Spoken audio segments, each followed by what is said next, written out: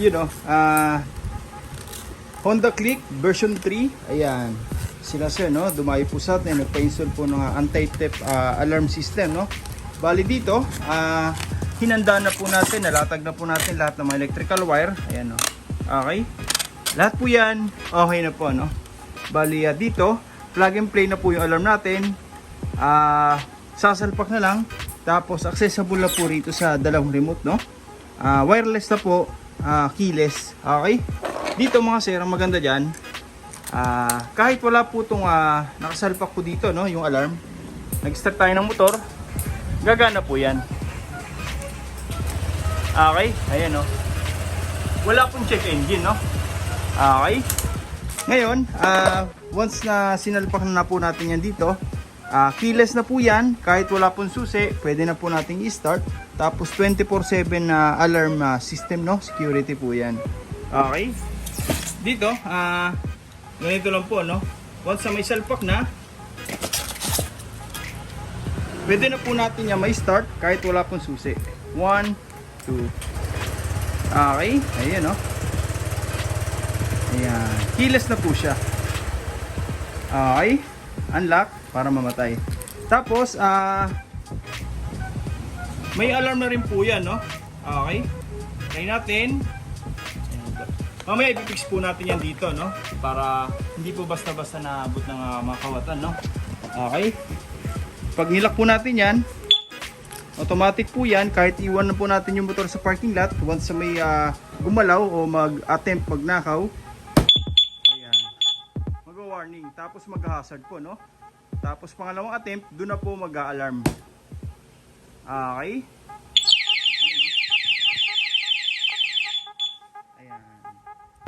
Ngayon, ikakabit na lang po natin to sa motor na sir. Tapos babalutan natin. Maglalagay na rin po tayo ng mini driving, PIA horn, combo lights. Ayan. Okay. Kung mapapansin nyo mga sir, no, parang wala po tayong naikabit sa part na to. Okay, lahat po yan, binabalot po natin na maigi, no, para magmukhang stock pa rin. Hindi po makalat tingnan. Okay. Kahit dito po sa harap, malinis po yan. Ayan. Stock na stock pa rin po. Okay. Ayan. Ngayon, natapos na po natin yung motor na sir, no? Okay. Bali, andito na po yung PIA horn. Dalawa po yan, original po, no? Tapos yung mini driving light, ayan, nakasakit po yan mga sir. Para pagbabaklasin natin yung pairings, hindi na po mahihirapan, wala nang wiring na puputulin. Okay? Tapos dito, ayan, mapapansin nyo mga sir, no? Halos parang wala tayong nailagay, no? Ito po yung gawa natin na bago. Ito dati na po ito, no? Okay, ito po yung ito po yung bago nating gawa, isang harness po 'yan. Mula rito sa tri-switch, MSM po 'yan, sa passing switch, sa horn switching, ayan po, no. Dumaan po 'yan sa isang harness, pababa po 'yan, umikot sa chassis. Tapos papunta na po 'yan dito, no, sa ating power module. Okay, naglalagay po tayo nito para may control, no, lahat mga parts sa kinabit natin ngayon. Tulad ng Yamaha alarm, PIA horn, yung mini driving, yung combo lights, rapid horn, horn switching, ayan. Okay. Lahat po yan mga sir nakahinang po, no. Lahat ng mga electrical wire natin, binabalot po natin para mas matibay, mas tumagal. At the same time, hindi po basta-basta lulutong, no, over time. Okay, katulad po ng Honda, binabalot po natin lahat ng gawa natin. Ayan, para malinis na rin po tingnan, no. Walang mga pansit-pansit, walang mga wiring na naka-expose, no? Talagang water resistant. Mabutan man tayo ng ulan sa daan, hindi po basta-basta inaabot ng tubig. Okay, tsaka scratch resistant na rin, no? Magpagawa man tayo ng mga bearings ng mga anong motor natin, hindi po na mahirapan yung ano, no? Yung mekaniko magbaklas kasi walang mga wiring na sagabal po, no? Okay, yan po yung pinopromote natin. Ayan. Parang stock pa rin po, no? Okay, ayan. Dito, lahat po ng mga kinabit natin, dito lahat po nakakonect, no, sa power module natin. Denso po yan, made in Japan, kaya matibay po talaga, no. May customer tayo, 5 years na po yung ganito nila, all goods pa rin. Magpalit man ng busina, kahit anong brand, pwede po. Sa mini driving, ganun din po, no. Ayan. Wala na po tayong wiring na puputulin. Tatanggalin lang po natin yung terminal, tapos i-set na yung bago, tutunog na po yan. Okay? Ayan. Dito, kung mapapansin nyo, no, Wala po tayong mga wire na naka-expose, no? Okay, talagang binabalot natin yan. Lalo po sa loob, no? May shrinkable tube na rin po yan. Ayan. Okay, para safety po talaga. Okay, tapos nakahinang na rin po yan, no? Para maganda po yung bato ng kuryente. Hindi po tayo magkakaroon ng power loss, no? Matagtag man yung motor, sir, malubak man, safety po yan. Okay, ayun, no? Yung headlight ni sir, magpapasing na rin po. Tapos may hazard na rin po tayong nilagay rito. Mamaya de-demo rin po natin, no? Okay, full package na po ito. Ayun, no? Ngayon, kakabit na lang po natin yung mga parts. Tapos testing na po natin, no? Okay.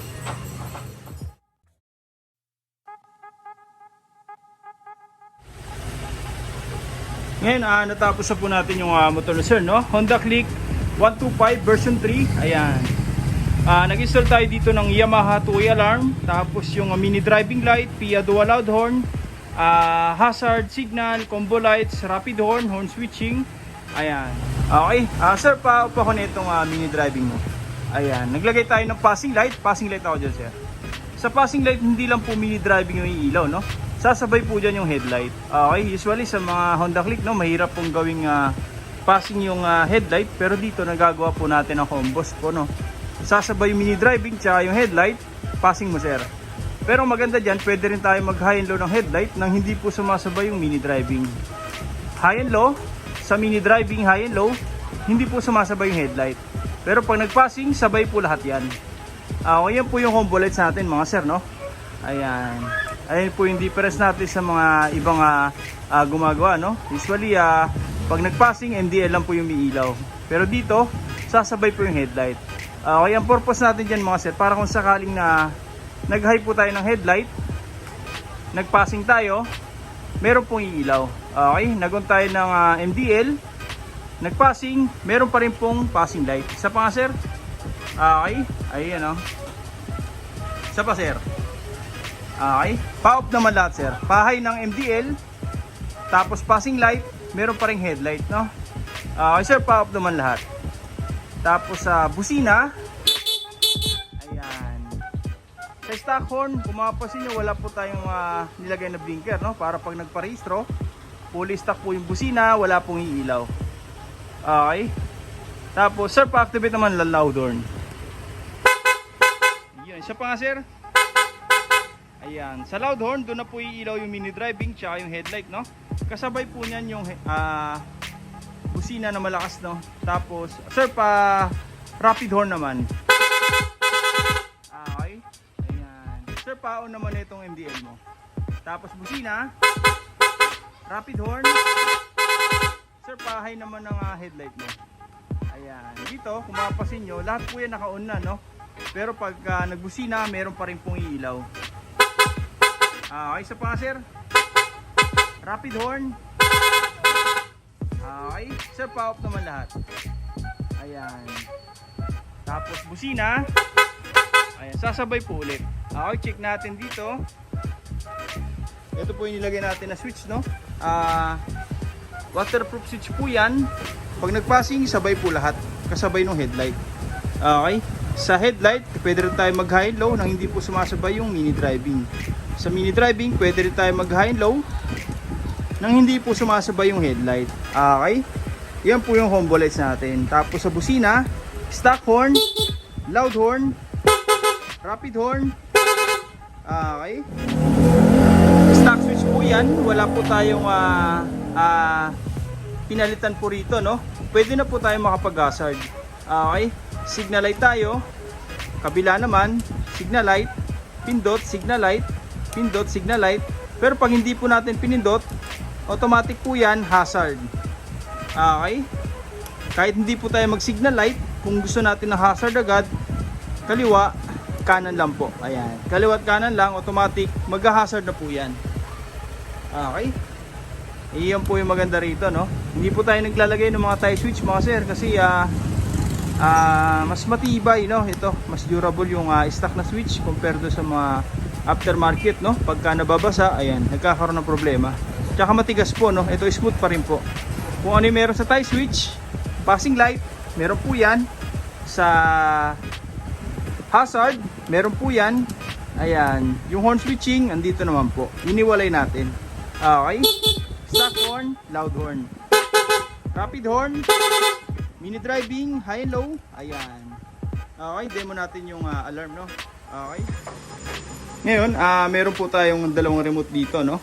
Okay, isang main, tapos isang spare. Ayan. Dito mga sir, kahit ano pong dali natin dito, pwede po, no? Kahit iwan natin yung isa sa bahay natin, okay lang po. Ayan. Dito, ang difference lang nitong main, meron po siyang locator, which is ginagamit sa parking lot, no? Okay. Ayan, para kung sakaling makalimutan natin kung saan tayo nag-park, pindutin lang po natin yan. Automatic po yan. Tutunog, tsaka mag-hazard. Okay. Dito, sa may spare, meron po siyang thunder sign, no? Para sa start po yan. Ganon din po dito sa isa, no? Ayan, pares na po sila. Okay. Start, unlock, tapos yung lock. Okay, try natin, no?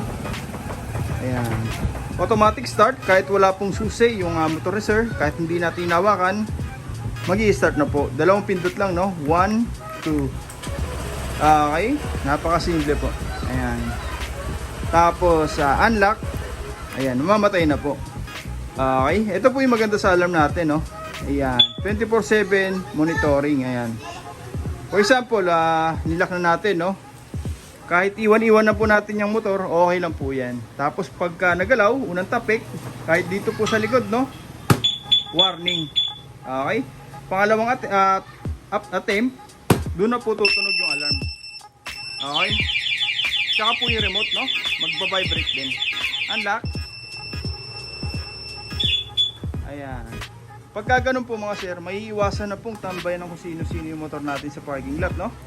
Okay? Ayan. For example lang mga sir, no, nag-lock tayo. Tapos accidentally naiwan natin tong susi, no? Ayan. Unang tip pa lang may tutunog na, no? Tapos once na binuksan natin yan, automatic po yan, mag-a-alarm yung remote, pati yung motor. Hindi po mapay-start yan. Okay. Ayan. Kapag gaganon po mga sir, kahit po may susi sila, hindi nila magagamit yung motor nyo, no? Unless, pindutin po natin tong unlock para tumigil yung alarm, tapos pwede nang i-start. Okay? For example naman mga sir, no? Hindi natin inaasahan, yung motor po natin, hinablot po sa atin. Okay?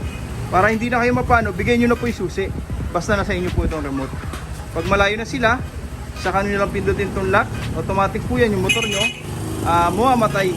Tapos hindi na po gagana. Kahit may susi po sila, no, mag-a-alarm pa, no, para nakakatawag pansin sa mga nakapaligid po, no. Lock, wala na. Start, wala po yan. Unlock. Ayan. Pag nalock natin, pwede na po ulit i-start. Okay. Yun, no. Off natin. May mga nagtatanong, sir, pwede ba nating i-lock yung motor nang hindi po tumutunog? Yes po, pwede, no? Press lang po natin tong lock button 5 times para yung motor natin ma-activate po yung silent mode. 1, 2, 3, 4, 5. Pag nagalaw po yan, kahit saan part, ito lang po yung tutunog yung remote. Yung motor natin, tahimik po yan mga sir. Hindi po nakakabulahaw, no? Sa mga kapitbahay natin, lalo na sa parking lot. Ayan, for example, nagsusi tayo, naiwan ulit natin, no? Nag-start tayo, kahit anong gawin po nila dyan, walang mangyayari. Hindi po nila magagamit. Unless, pindutin natin to, start, pwede na po ulit. Okay, yun, no? Honda Click 125 version 3, ayan. Sa mga gusto pong pagawa, no, direct message nyo lang po, MJ Works, o kaya punta na lang po kayo dito sa shop, no? First come, first serve po tayo. Maraming salamat po.